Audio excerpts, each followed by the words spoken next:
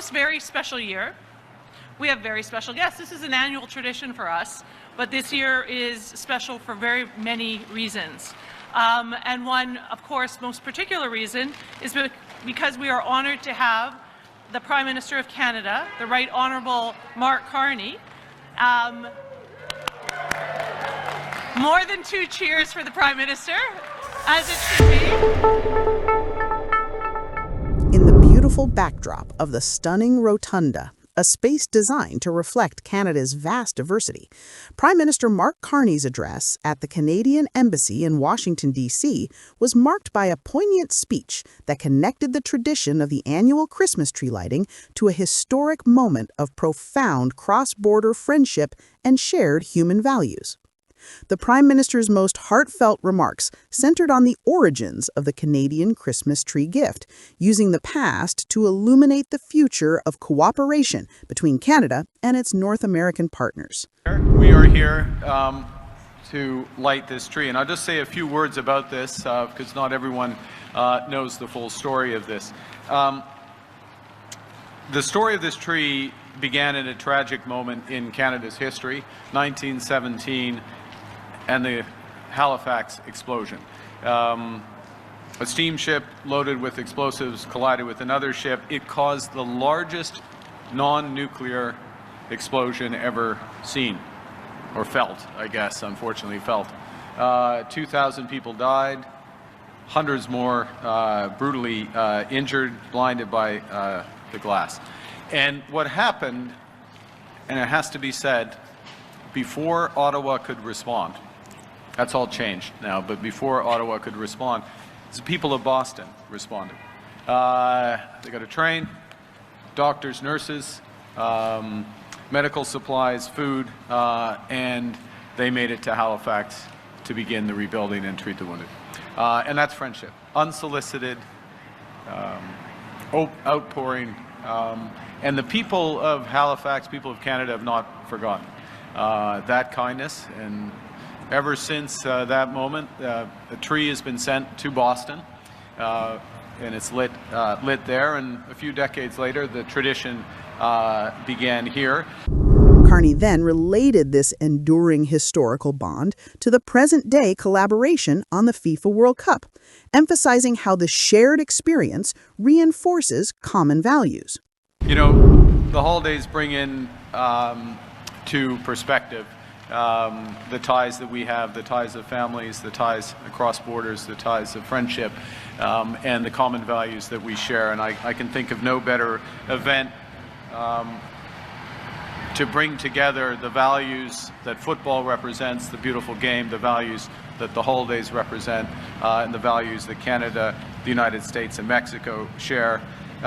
We will be welcoming the world in the shape of 45 teams. We've already welcomed ourselves. We'll welcome 45 teams. We are looking forward in Canada, assuming that the draw stays the same. Gianni might have missed that bit of the speech.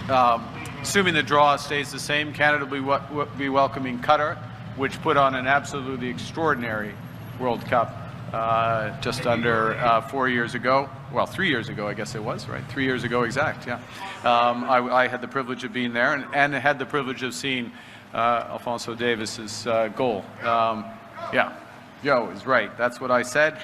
Actually, I didn't know my Apple Watch could go to 200 beats a minute, but it did when it went in. But we welcoming Qatar, Switzerland, and a team to be determined later. That could be Italy. Could be Italy, could be Wales, could be Northern Ireland, could be Bosnia, right? Wow. Okay, whoever shows up, they're going to be fantastic.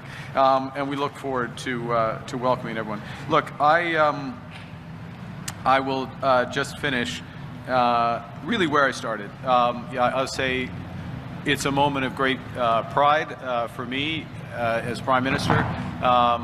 On behalf of, if I may, the mayors of Toronto and Vancouver, absolutely exceptional world-class cities that are hosting. It's a moment of pride for us to be in the World Cup. It's a moment of pride to be welcoming the world, and it's a moment of pride and really joy to be sharing this experience, tonight's experience, and the World Cup experience with our dear neighbors, Mexico and the United States. So, the evening culminated in the ceremonial lighting of the official tree, a massive specimen sourced this year from the Dongs family farm in Lunenburg County, Nova Scotia. The event, held in a city where Canada's political ties with its neighbors are constantly tested, served as a powerful display of soft power, leveraging the global platform of the World Cup to broadcast a message of national confidence and unwavering international ties. With the PM himself making appearances and sharing the stage with FIFA royalty, the message is clear. Canada is taking its hosting role and its place on the global stage very seriously. As the images of the Prime Minister celebrating unity and patriotism are already circulating in media and on Canadian diplomatic channels, the true focus remains the World Cup, as the event concluded with a palpable sense of anticipation and dramatic flair.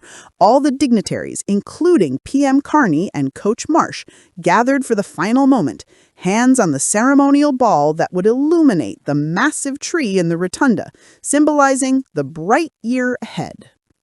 Are you ready? 10, 9, 8, 7, 6, 5, 4, 3, 2, 1. Whoa!